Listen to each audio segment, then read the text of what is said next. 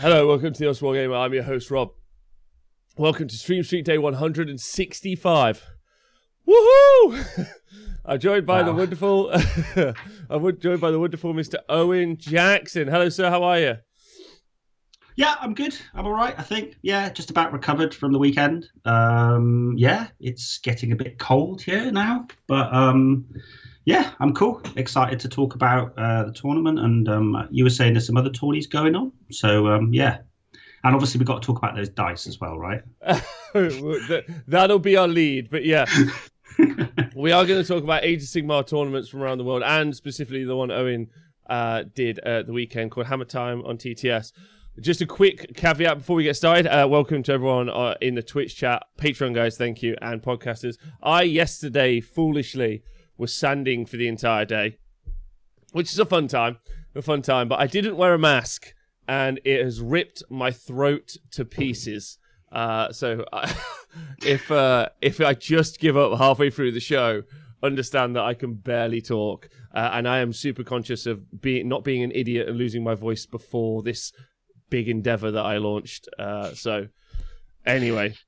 Yeah, that's never happened before, has it, Rob? No. You've talked yourself hoarse. Yeah, I have got form, so I'm a moron. So there we go. Yeah, safety before production. Anyway, so yeah, I'm an idiot, and always wear a mask is my follow-up to that, whether you be sanding or out. Anyway, let's talk news, and the best thing ever. I can't over-egg how excited I am by this. Happened yesterday. We saw some new Luminesce Dice, and they're brilliant, right? Yeah, they are brilliant. I mean, just when you think that they can't outdo like Squig Dice, Sylvaneth Dice, Bone Reapers Dice, the Luminesce. Yeah, that's what they've done. They put the Luminesce Dice in the box, and they were like, "Oh God, the PP dice." Yeah, the Urineth dice, as we called them. And they were like, oh, God, there's a glitch in the system. We've actually made some practical dice, so let's rectify that and bring out these. I mean, they look really good if you're going to like a seance or you're getting a Ouija board out or something. I'm getting those kind of vibes. It doesn't scream sort of light elves to me. What about you, Rob? Does it do you know where I'm coming from? Well, okay, so I actually have had this conversation on the Monday show several times, and I really need to like express this point again because it's going to continue to happen. But I am so fucking excited about these dice. Let me tell you why. Because I can get dice made anywhere. Big shout out to the Merch Grot or anyone. You can get any symbol. You know, you could illegally rip fucking logos off the GW site. Like, there's so many, like, you know, you could do a custom. My friend Jonathan Etlands has one where the symbol is a penis. The 6. It's just a penis. It's cock dice. It's hilarious. Every time I roll it, I'm like, this is hilarious. Yeah. And yeah, and fair enough. That makes me a child. Fair enough. You think that my humor is crass and it's pathetic. Whatever. It still makes me laugh. And in this world, if something makes me laugh, I'm going to go with it. I think that's fine. So, my point is I don't need Games Workshop to just design me some nice dice. Because I could design a moronic dice, like one with a penis on. Or I could design like a classy one, like the Honest Wargamer ones. Or ones that roll super well, #Team England. Like anything like that. But what I need them to do is think what I don't know I need. And you never knew you needed these dice, right? Like, this is just... No, but I think that there were some big conversations / arguments about these dice in like the Luminesce chat. Like, people were trying to say like, well, they've got 6 sides. You can roll them. They're perfectly fine. But yeah, I would probably request some different dice we used. If apparently to Cinderfall Gaming, because those dice aren't Games Workshop's own take on. I mean, bouncy dice. I don't think anyone has done bouncy dice before Games Workshop. So the Squig Dice, unbelievable. But apparently they roll fairer, according to Cinderfall Gaming. Not forgetting the studious work done by a mathematician one time. I don't know if you ever saw this. What we were talking about the dice once. I can't remember what situation. And someone on some forum who's a mathematician and a statistician had like taken like a dozens of Games Workshop dice and like done like control tests and rolled them out against regular dice, and Games Workshop dice always rolled worse than control groups. I'm not sure what that is. I know that there is I might actually do some research on this. There's genuine like dice like things, like obviously in casinos they use very specific dice, and after a certain number of rolls they throw them away. I don't know if you know that. Oh really? Okay. Yeah. So well, I would probably throw these away immediately.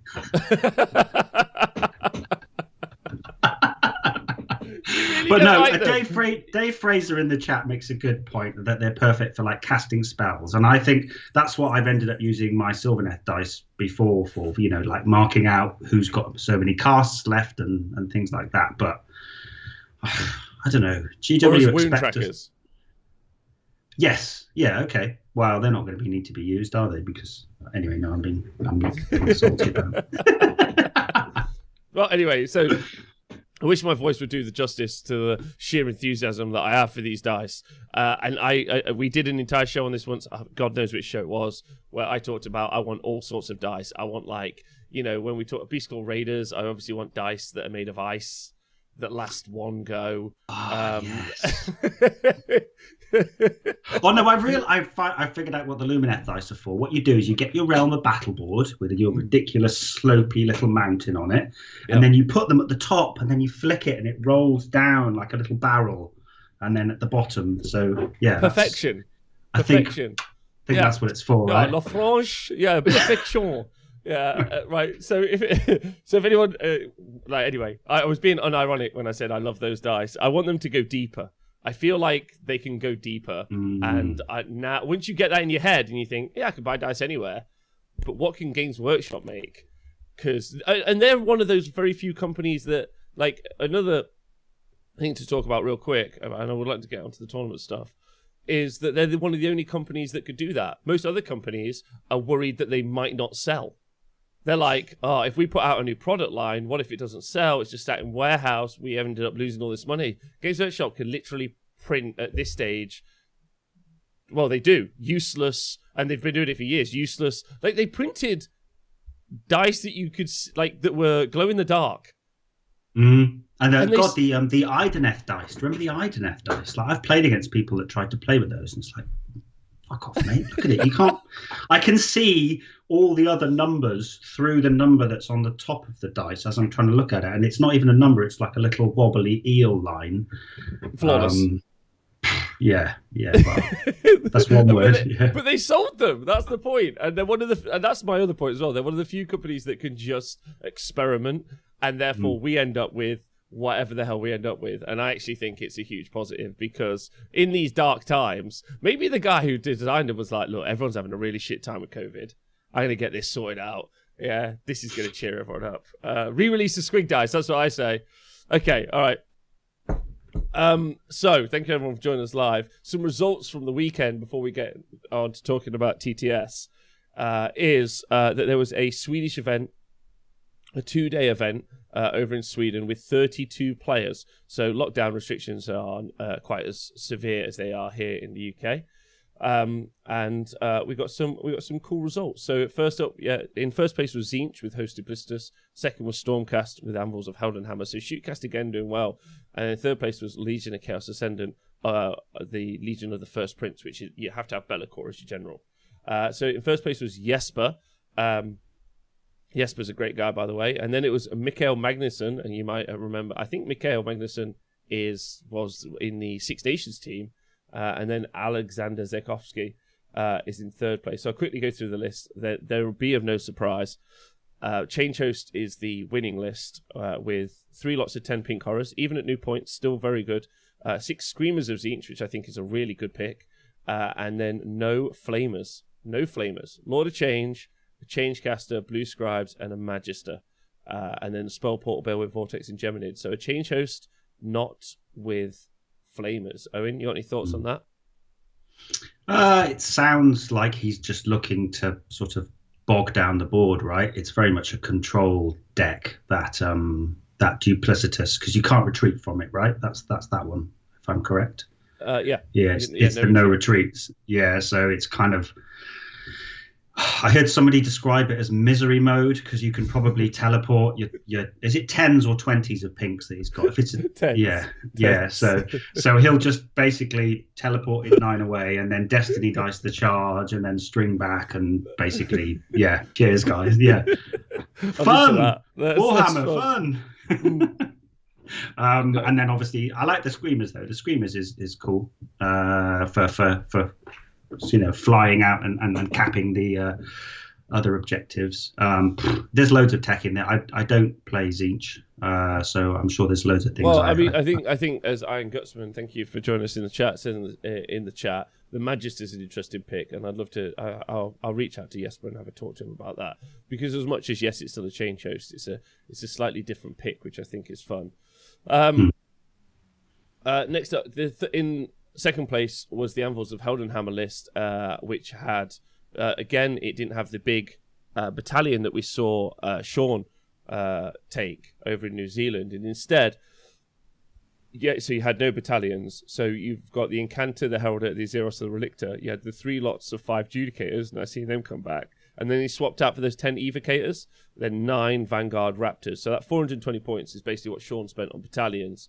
Again in New Zealand, and instead, and you saw this list also kind of replicated in TTS this weekend. We talked about it on Friday. So and then 4x3 Aether Wings. Aether Wings very swiftly becoming one of the most seen units in Age of Sigmar, which is pretty wild, right? Yeah, and you can't get them anywhere other than the long strike boxes. I don't think. Can you get the Aether Wings in a little box anymore? I'm not sure. So I have seen lots of cool conversions of them, but yeah, they do seem to be at 40 points. I think they've got a 12-inch move and a couple of wounds each. They fill an amazing role, don't they? For armies that armies that want to shoot and sit. Then they're fantastic little objective grabbers and board. They take up board space, don't they? Yeah. Also, shout out to Chris Caves Jr. in the chat. Oh, and to Elf Pro. Big love to you. Who's just reinformed me the Magister's. So his base spell, you're able to cast. You do D3 more wounds. I think if you kill a model, you summon a spawn, and that spawn means that you can't retreat from that spawn because it's in Host Duplicitous. Although that's interesting. No, you can't. You normally can't summon stuff into a battalion, but you can summon stuff into a sub-faction, which is a kind of weird, janky thing. Does that make sense? Yeah. So that means that Chaos Spawn that you get, which I used before, I was using before the new before the new Tzeentch book. Before the new Tzeentch book, because it was really fun for popping that on a shooting unit. And again, a nice piece of anti-shooting technology there, where there's a couple of spells across the plethora of things end up summoning a spawn. And it's nice, because then in their next turn, if they can't magic that spawn off, they're locked in there, they can't move anywhere, they can't shoot. So again, just shutting people down, which is really clever. And then finally, I think Kairos does the same thing, right? I think Kairos has got, it's horrible. But screw shooting, so sweet. Love it. Yeah, good, sweet. We're pro that. And finally, Alexander Zakowski, Legion of Chaos Ascendant, Be'lakor, Fate, Kairos, Demon Prince of Khorne, which I love that pick always. Verminlord Warpseer and the Verminlord Corruptor, so all the big Verminlords in there. 10 pink horrors and 2 lots of 10 plague bearers and an umbral spell portal and the Palisade. So again, we've seen this. The Demon Prince, the Khorne Demon Prince, interestingly had the Ruinous Aura. I do find that very interesting over everything else. But he's got Kairos is obviously really important for keep someone in pinks if that's what he's ending up doing. But that counter charge stopping, the charge stopping that the Demon Prince Khorne does is obviously fantastic. Yeah, and I think maybe he sort of recognizes that that's the true heart of the list, and so he's just put the aura on the Demon Prince to give him the 5-up.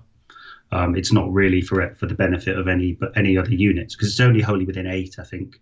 Yeah. So maybe it just shows what the key piece in that list is. But that's cool. It's good to see. Yeah. It's really good. And then has he got the? He didn't give him the artifact actually. Instead, he gave the 4/4 blade to the Corruptor, which you generally see a lot, which I quite like. Give it to the Contorted Epitome. There we go.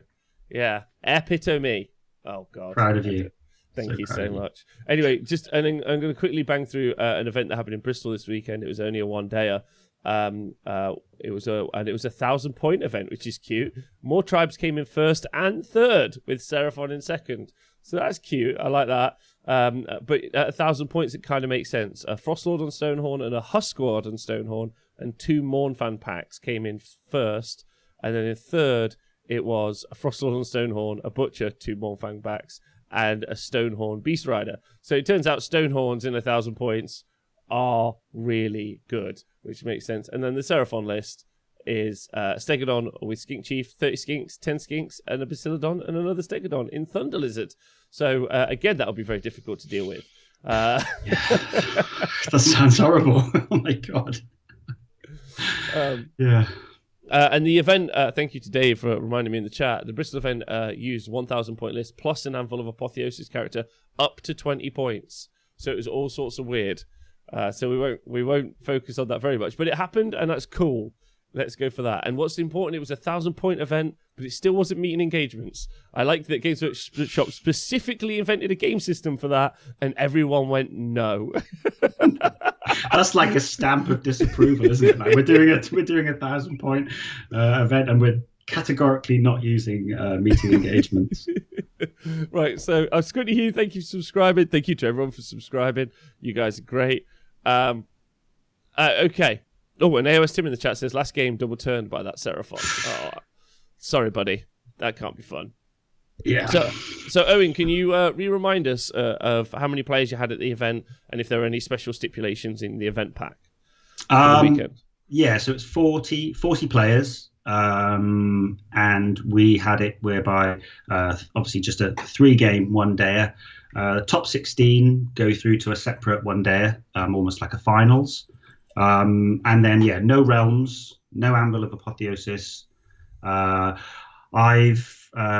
allowing Jaws of Mork, but any old White Dwarf stuff, no. So quite clean and simple. No terrain rules. Now, when I play in real life, I really like playing with terrain, but I just think it's an extra sort of 10 minutes on the round, which isn't really necessary.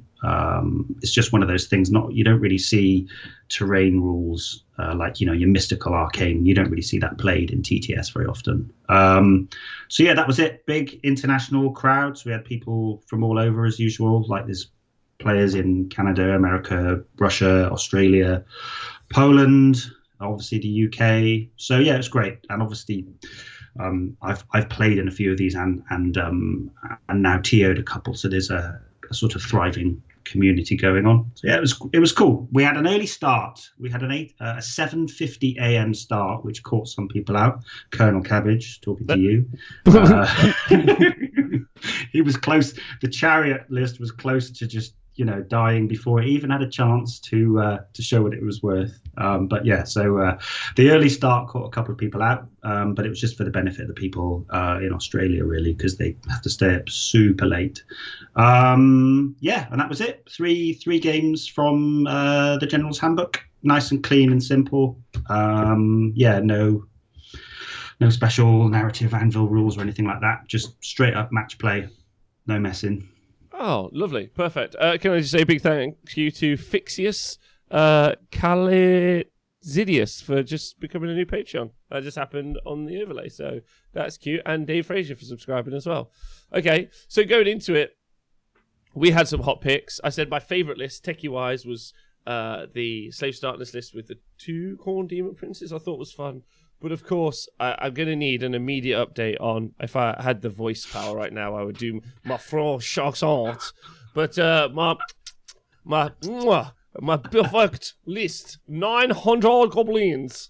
I don't think it was quite 900, but I did send you some pictures of some of his deployments, and it was literally I fucking loved.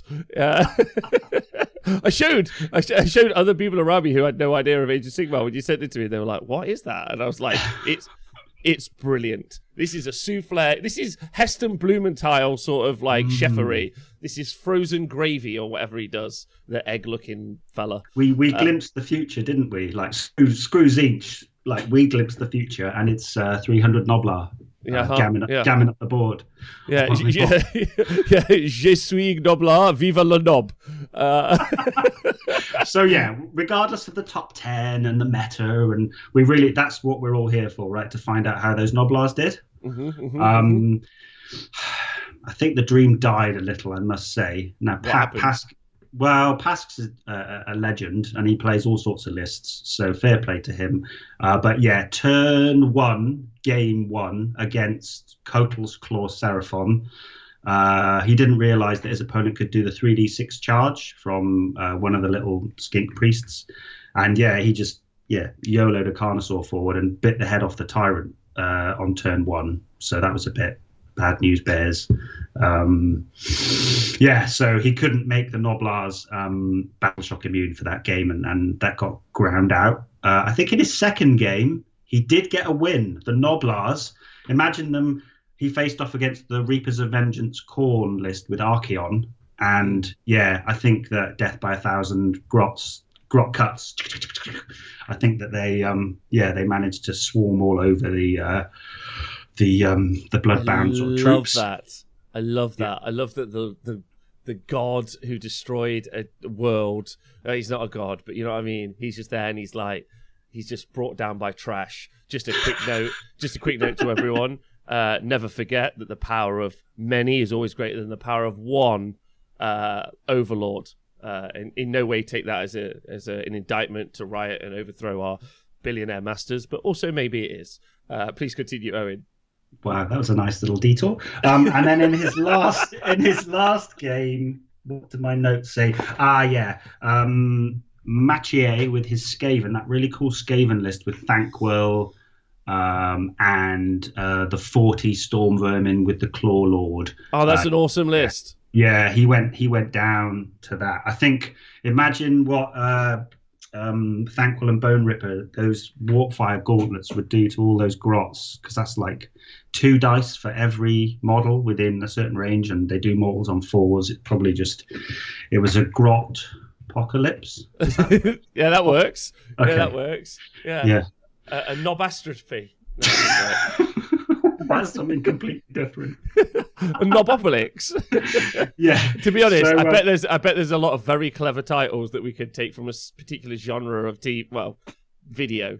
But we'll do that later. We'll do our research. Yes. Oh, that's a shame. But yeah, the Thankwell and Bone Ripper will just do mortal wounds all over the place in that situation. Yeah, a slight detour from that list, but I did catch up with Adam Mumford because he was running that acidic spray bridge, loads of shooting combo, and I think he killed 70 Mortek Guard in 2 turns with that combo. He got the spell off, and he just hosed the Mortek Guard. So that was another horde shredding moment of the day. But yeah, Adam, I think he only ended up getting the 1 win. I think I did come up with a cool name for his list, though. I was going to call it Mumford and Guns. I was quite proud of that. That's good. That's good. I'm sure Gitley in the chat can out pun me because he is the true Punisher. But so Adam had a good day. So yeah, the Noblar list did well. Let's have a look. Who else did we want to check in? Oh, yeah, that's right. The Dracolines. I know we sort of maligned that list a little bit, but he did manage to get a 20-0 with his Dracolines. Yes. That was Greg Hogan with the Stormcast list. I think it was just Gav, 15 Liberators, and 18 Dracolines. So it was very much all in. On the real tabletop, I'm not saying that it doesn't also look good on TTS, but if you just decided I'm gonna sculpt and change up and mix and match and kit bash 18 Dracolines, it could be pretty wild. Oh yeah, I think there's a chap who's done an amazing Kislev army I saw at one of the heats.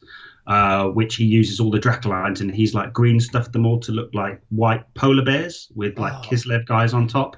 Yes. It's an amazing army. Also shout out to the guy out there who obviously at some point is going to do that army with Joe Exotic, who is a monster, I agree, but still Joe Exotic as the leader of an entire tiger army. There's no way that's not the right decision for someone to do, obviously. in like sort of just to reflect back and remember, the start of COVID and have an army to Those first reflect 3 weeks of COVID were so fun. Tiger King, Carol Baskin. Who knew? Who knew we'd still be here?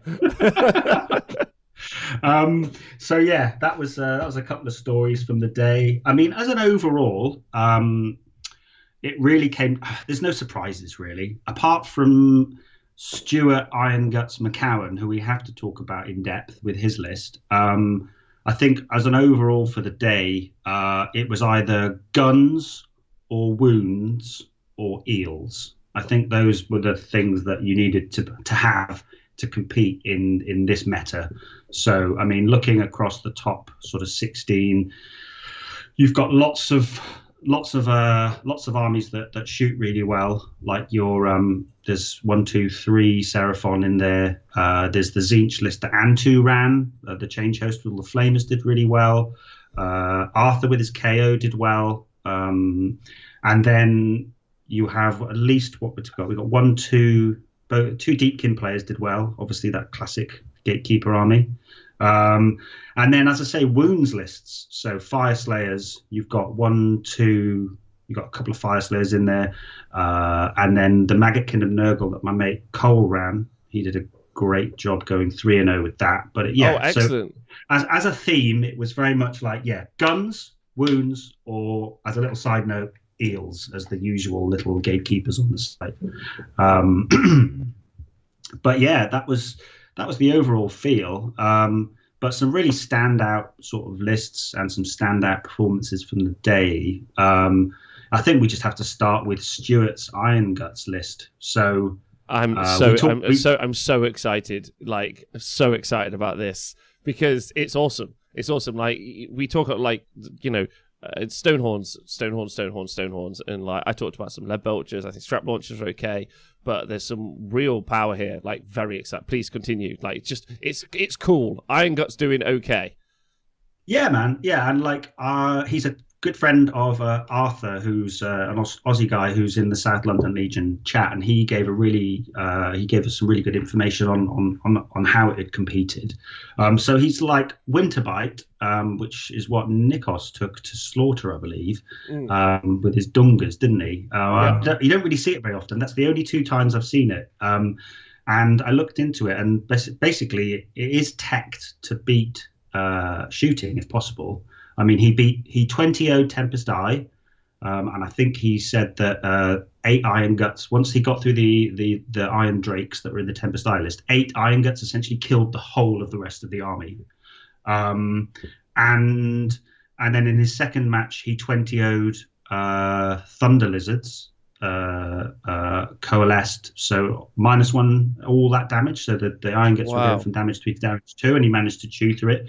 But yeah, I think the main tech he's got in there is Winterbite, wholly within your own territory, are -1 to hit from shooting. Okay, so it's good against shooting alpha, right? Yeah, and then the Firebelly has an AoE. I'm not sure how big it is. It may only be 12, possibly 18 inches of Billowing Ash, which is a spell, which is another -1 to hit. So basically, he's able to protect, as you say, against the alpha and obviously all the shooting that's out there. That I believe he managed to get the spell off against Kroger a couple of times in the second game. And does that mean his Firebelly would be -3 to hit because of Lookout Set? Exactly. Yes. Wow. So like it's even like so the buff piece is even more protected from shooting. That's amazing. Yep. Yeah, so I think he can, hopefully get those combos off and then debuff. And then, like, those Iron Guts are fast, man, because they get +2 move when they're hungry, don't they? Mm-hmm. So they can close the gap on these shooting armies. Which is like, can I just talk about that for a moment? Because narratively that doesn't make much sense, because when I'm hungry, it's like +2 to Mardy. Like not +2 to move. Like it doesn't make me move faster. It just makes me grumpier and hangry. But whatever. Yeah, I mean, he was over the moon, and I mean, he only came unstuck in. He played Game 3, Table 1 against Luminesce, which we obviously have to talk about. So he came up against the Tech list and the Light of Alfarian list. And yeah, I believe that it was a close game, but he eventually succumbed to that. But I mean, amazing. Stewart picked up Darren Watson. Obviously, I have this fun little sort of list whisperer award where Darren has a look through and then chooses a list that he likes to look of, and he picked out that list as well. So Stewart won my heart. I think he's won your heart. He won best list, and he's also through to the top 16 with Winterbike. So I think, I don't want to blow too much smoke up his ass, but he had a good day. I honestly, like, I think it's fun, and also like again, modeling opportunity wise, like Firebelly you never see on the tabletop and is super cool. And then them Iron Guts, you can just go wild with those Iron Guts. There's so many cool things you can do with those. You can make them like giant armored Uruks or whatever you wanted. So super cool army, like really, really fun. I think that's one of the things I find most exciting about tournament coverage sometimes, and looking at these lists, is not only do I think, oh, awesome, someone's made Iron Guts or like the kind of like ogre parts of more tribes work. I also then go, oh, that's an army I could build. And then once I think about that, it opens all that creativity up. You know, the 300 Noblars, obviously I'd like to put them like waving red flags, you know, in big green coats. But anyway, I just think it's cool. I think it would be remiss not to mention Charles Holden, the Tuscarora Chariots. They came 14th, so he's made it through to the finals with all those little, I don't know if you'd call them pigs, whatever they are. Yeah, all of that stuff. I think I dropped in on his game 2 against Adam James's Soulblight, and like, I don't think I've ever seen an army be more pinned or tagged. He just had like chariots, just layers and layers of chariots, just tagging the ends of his units of Blood Knights, and yeah, it was a real sort of shutdown kind of list. And they're pretty good, you know. I think they've got a 4-up save. Yeah, it's all got a 4-up save. He was talking to me about it yesterday, and like that's a lot of wounds on a 4-up save. Yeah, like, which is kind of the difference between that and the Noblar list, right? It's like 200-ish wounds on a 4-up save versus 330 wounds on a 6+ save. So, you know, like they're both wound dense, but the other one's like arguably, even though it's only a 4-up save, more survivable.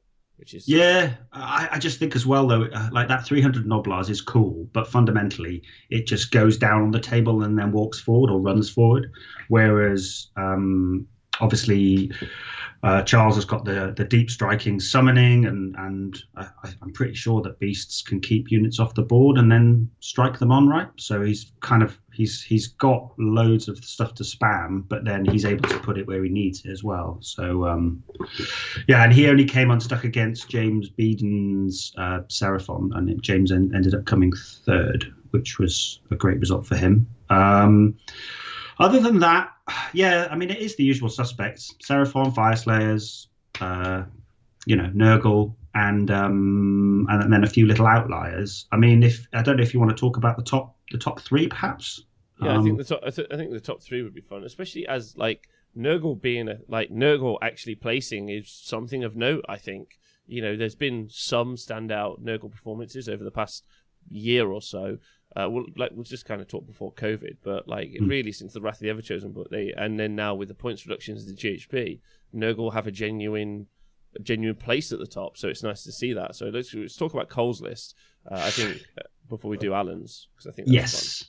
Yeah, so Cole, I've only met Cole through playing in these TTS tournaments, but him and I play quite a bit now, and he's getting better and better. He's not been playing the game that long, so he's got really good combos here. I mean, I think as well as the points, it's that Wrath of the Everchosen book, just giving them 4 sub-factions that's just opened up a lot of options. Like, it just works. I mean, in Blessed Sons, the Foul Conqueror command trait, it allows him to do at the double for free.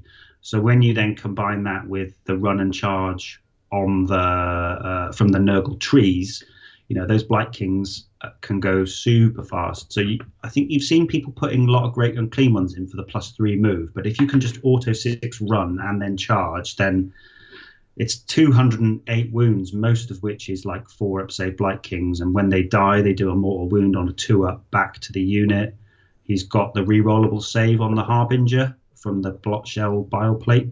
So And then he's got some good control, like the Lord of, Festus's spell is cool. Not seen very often. I think it's -1 save for the rest of the battle on a unit. So it can go out and it can tank and hold objectives. And then he's obviously got blades then to just get the mortal wounds out. I mean, it's not reinventing the wheel, but it's really solid with a stave, re-rolling 6s to hit, I believe. So it's got the control, it's got the tank, and then the Lord of Blight's command ability helps against all the shooting, I believe. It's -2 against shooting. Yeah, I think what I also like about this is it really starts to move away from what has almost constantly seemed a necessary great and clean one. Like, whether that be, like, it's always kind of been there. It's just like, well, I want my general to live, great and clean one. And it's just like, well, it's got a bell. It doesn't really have any combat output. It lives. It's really a buff piece. And then just kind of like, I mean, I know that they're a lot cheaper now, but just dropping that down and then giving yourself a little bit more room points-wise, I think is interesting. It really also differentiates that between that and the Thricefold Befoulment list. So there's a nice kind of like, it's nice to see mortals. Like, and I know the like you say, the crux of it is these underpointed Putrid Blight Kings, because they are underpointed. Like, like the Nurgle book needs a unit that's good, but these are obnoxious. And it's like, you do have to ask yourself, can I get rid of that many wounds on a 4-up save? Like, and the answer sometimes is not. Yeah, I mean, if I have a little look at what he beat on the way, he beat the Archaon Tzeentch, the Host Arcanum list in the first game, and then he beat the Legion of Chaos Ascendant with the Slaneshi one with the Chariots and the Seekers, and then in his last game, he beat a Deepkin list, but it was focal points. I think that might have been a misstep on my part in the pack. I don't think I should put focal points as the third game, just because I put Scorched Earth as game 1 because I felt that it punished the real castle lists. But putting focal points game 3 maybe was a bit of a misstep because it does benefit the Fire Slayers and this kind of list. But yeah, you're right. It is nice. Paying 300 and something odd points for like +1 to cast on a big fat dude and the +3 move, I don't think it represents good value. So it is nice to see like Festus in there, and some Lord of Afflictions. Yeah, some. Yeah, different. Solid. Yeah, I think different, which I think is actually really, really good. And also, I'd like to agree with Akari in the chat, who says Glotkin, great and clean one. I couldn't agree with you more. I think we're going to see a lot of Glotkins in the future in different lists in different ways. Obviously, there's some problems with the ability to cast from the Glotkin, but the command ability is solid. And I think the output that you see nowadays is if someone does decide to kill that great and clean one, I still think it's going to die. So you might as well take the more fragile. This is a really terrible argument. The more fragile Glotkin, maybe, for the better support, because the Glotkin is decent in a fight or shooting, ish, compared to the great and clean one, but its support is also higher. It just drops down that survivability. So it's a better support piece, just not as survivable as the great and clean one. I think it's a better switch. Not that we featured it here, but I think you might see them in the future as they get painted up. So we can't avoid first place, Owen, and talking about that, because that's a thing. Yeah, that is a thing, definitely. I mean, it's not the one that we picked out either. The list that we picked out with the 15 Dawn Riders, he didn't place well at all. I think so this took me by surprise. I have a theory though. I was thought about it this morning. Okay. I reckon Alan is a Games Workshop employee, because look, they've released the pre-order for Techlist on the same weekend that he goes 3-0 with the Light of Atharion. I mean, I don't know. I'm not really a conspiracy theory. Yeah, there's something there. What do you think? It does require all three of his opponents to also have just thrown the game in this situation. I think the theory would be, like, you're attributing the White Dwarf battle reports where always the new stuff would always win. Just as it was on pre-order. In this situation, I think it's hard not to lose necessarily with the Luminesce Realm Lords. So I think it's a different shout, to be honest. But yeah, and obviously, Alan, I'm joking. I'm obviously having a bit of fun as usual. But yeah, I mean, let's have a look at the list, shall we? I'll just bring it up. Mm-hmm. So We So didn't he's really in, touch on it that much. he's in the great nation of Zytrek, which is different to what I would have traditionally thought we would see at tournaments. I was always thinking we'd see Seiya. And I still think that that's the case. But in this case, Zytrek ended up taking it 3-0, which is good. And then he's got Light Voltarian, and he's got Techless. Can't miss that. That's 880 points on characters. And then he's got another 100. He's got 200 points in endless spells. So he's over 1,000 points in like 25 wounds or less. It's pretty ballsy to go that light. And then, I mean, let's have a look at what he beat. I know he beat Sunny Delight with his Iron Sun's Iron Jaws in the first game on Scorched Earth, which is a good result. And then he beat the Legion of Chaos Ascendant Slanesh, and then he finished off on table 1 with against the Iron Guts, and I think that was really close by all accounts. But he obviously pushed through there. Perhaps the minuses to hit and the control from the sort of techless castle, maybe getting those Iron Guts down to maybe 4 hit or 5s to hit, maybe did the trick there. I don't know. Yeah, he's played up against the Iron Gut list, right? Yeah. Winterbite. In this situation, the Winterbite list was teched in against shooting, and there is 3 units of... Is that right? 3 units of Sentinels? I think so. But then they don't care about minuses to hit, do they? They don't. But there's also enough wounds that doesn't really matter either. But then... And then the Wardens, and if any of the Guts got into those, they go through those units. But those Dawn Riders would have been, I imagine, very good speed bumps to stop things running around. Because, like, when you look at that Dawn Rider unit, if you rack all 5 horses together in a line, then you end up with like a quite small frontage. But if you stick them out like end to end, almost, so they're like sidestepping, then you end up with a very weird. Like quite lengthy unit from quite a small unit that can control the board space quite nicely for you, and it can definitely stop moving. Can't stop those charges, obviously, but it can stop them moving. And anything you can do to stop you get into Techless. But you can't forget, like, the Light of Lotharian isn't like a squishy character. He's a mini Gotrek. Like, he'll go toe to toe with, I think, basically anyone. Like, he'll take Bloodthirsters out like they're going out of fashion, and and bigger characters. It's just ridiculous how good the Light of Lotharian is. And so on something like Focal Points, you could see Light of Lotharian just being like whomped right into the middle, and then like just YOLO. Yeah, just like you've got to deal with this guy right now. So actually, I think the list has got more like flexibility than necessarily it might seem, if that makes sense. Yeah, and I mean, it is nice. I think I haven't played Luminesce. I've only played Luminesce like 3 times, and often they if you go with Techless, then he is this sort of focal point that's he's using all of his magic and his auras to sort of rain down wounds, but then the rest of it is almost like always screening that off and sort of maintaining all the bubbles and everything. And I'd imagine it's quite nice to then have this one piece that doesn't really fit into that equation, and he can just be like, he's like your cleanup guy. He can just be sent off, to go and whomp somebody who has the temerity to come and try and break down the castle. He just like, right, you can just imagine Tech just going over there and then over there, and he's just like, just going around, cleaning up all the problems. Especially with the speed of Heesh. So you're like, it's a character on foot. It's like, well, you go twice as fast, and he can just choose to make him twice as fast in those like clutch moments. So there's a lot going on there. Those Dawn Riders, so good into horde units for clearing stuff out. And again, and then there's actually more output than it seems. But I mean, realistically, and all love to Alan.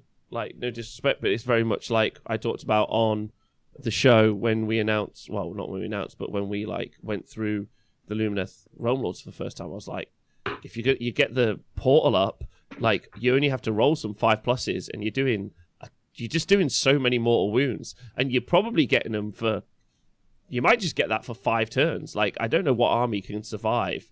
Like, if I just tell you, I'm going to roll on every one of your, like a Realmscape feature, I'm going to roll on every one of your units every turn, on a 5+, you'll take D6 more wounds. You'll be like, oh, that doesn't sound cool at all. And it's like, okay, If you get lucky, if you go casino on that and you get lucky, then it's absolutely devastating, isn't it? And it's got Geminids in there as well for another bit of poke. Yeah, and it's not like lucky like sixes and stuff. Like that 5s really does change the maths out quite a lot, and you can just get real spiky and just start like just blamming units off the board, which is pretty wild.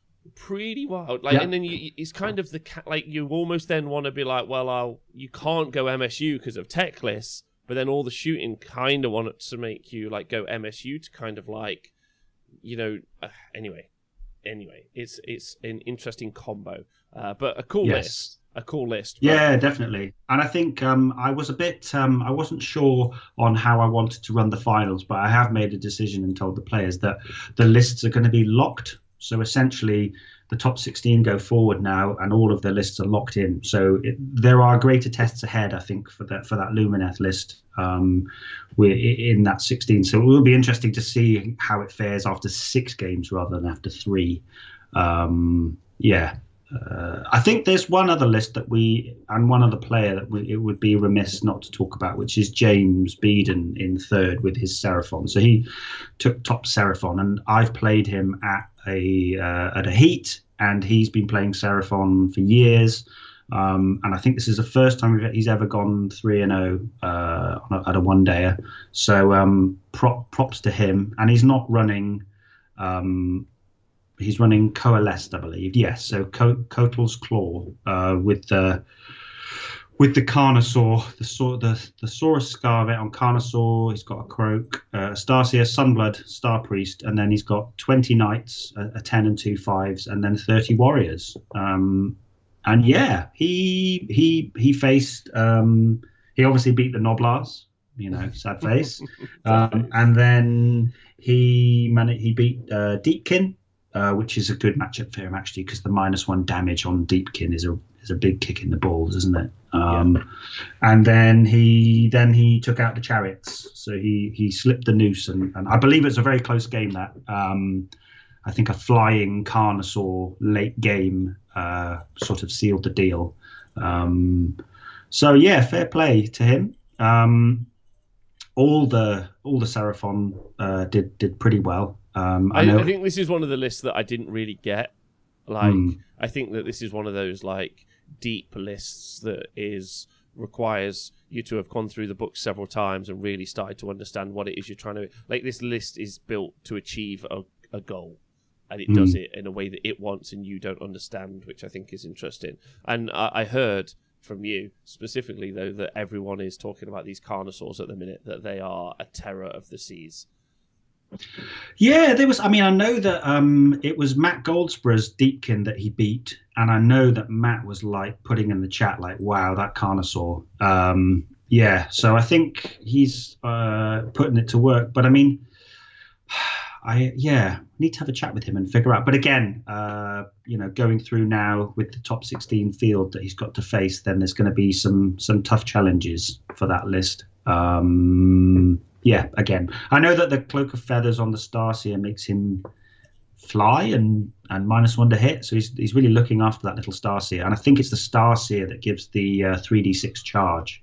So, it's nice. It is. Yeah, again, Skink Starseer or Skink Star Priest, top ban in Super Series, top ban. Get them out of here.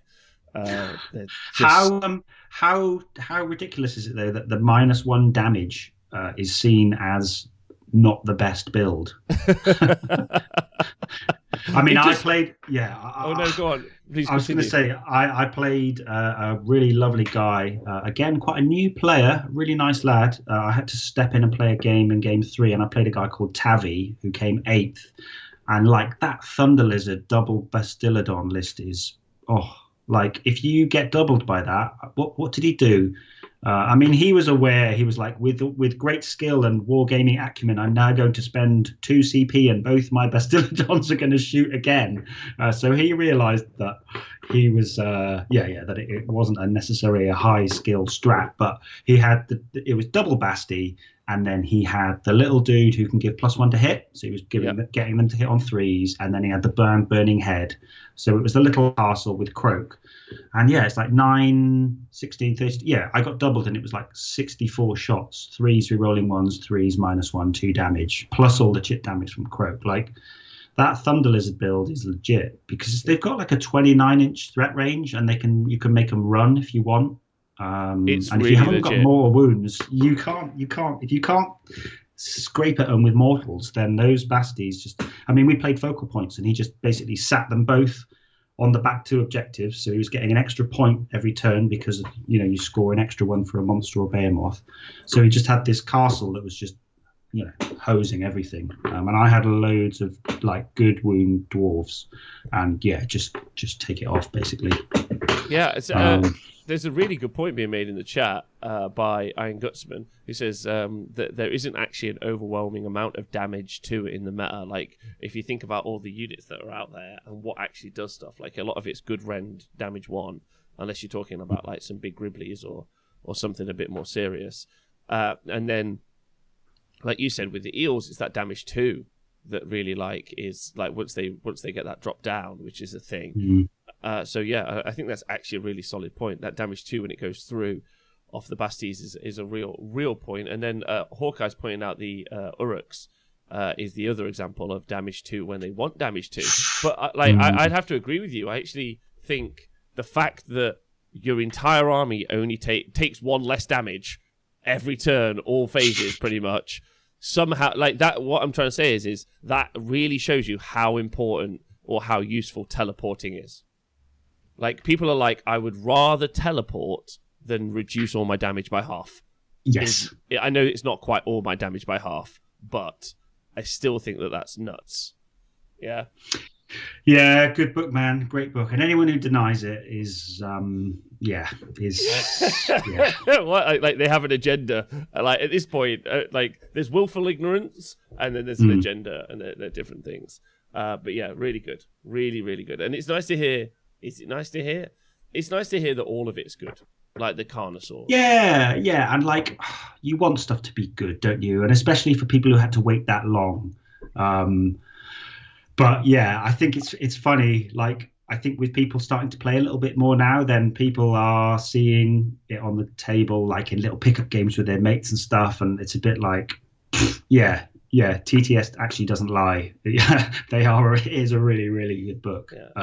And also, as always, we would all like to, just as a community, say screw skinks. Even though I would like you to know, even though I fucking love those guys, I just want you to know that. Like, I when I reviewed the Seraphon book, I was really upfront about it. I was like, I love Seraphon.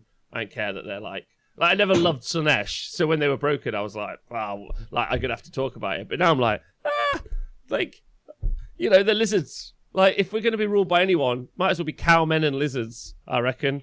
But yeah, I don't know. I don't mind who rules me. I just want to have a fight. I don't want to just watch all my stuff. Like, oh my god, I have to send you. There's a video that a guy did a video, a reaction video in between playing his second and third game. It was Battier with his Skaven, and he did a screenshot.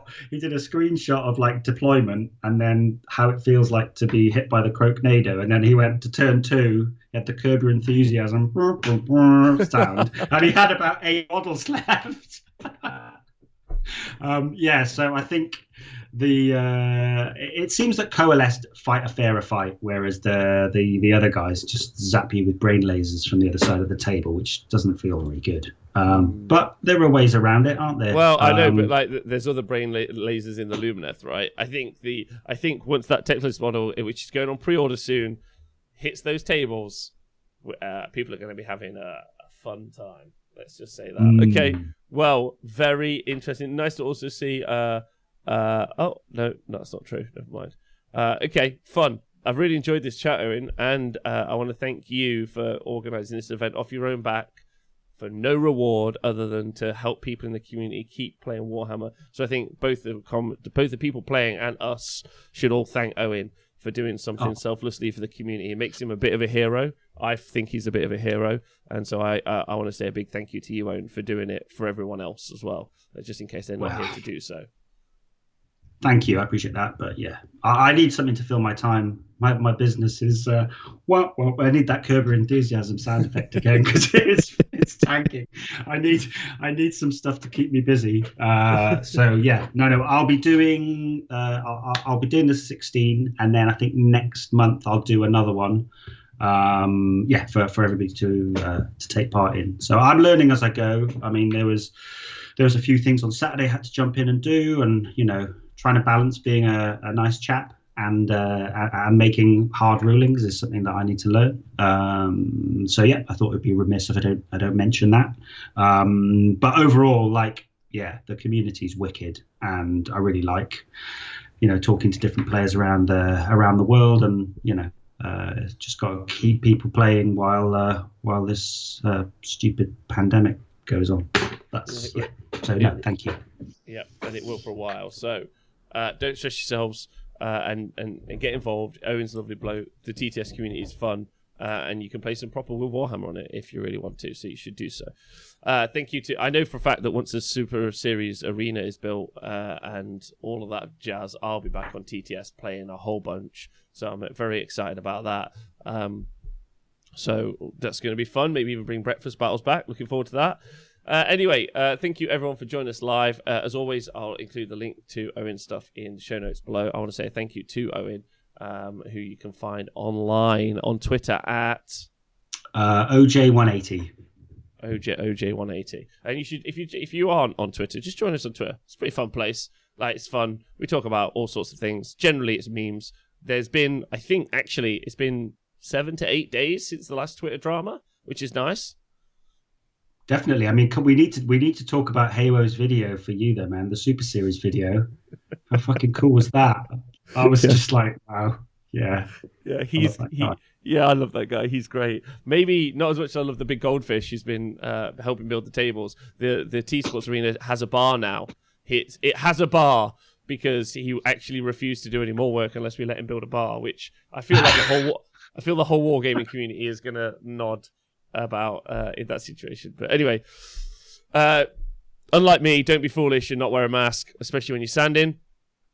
Always thank Owen for just generally being Owen, and thank you to everyone on the Twitch chat. You guys are incredible. I love talking to you guys. Thanks for being here. Thank you to everyone on the Honest Wargamer Patreon, especially the new Patreons, and thank you to everyone on the podcast, my Hydro homies. Please stay hydrated and look after your throats is generally what I'm thinking. I'm off to have a hot honey and lemon and to hoover an entire stadium that's covered in dust, which is fun. Owen, look after yourself, and I'll talk to you soon, okay? Thanks, man. Take care. Look after yourself. Goodbye. Look after everyone.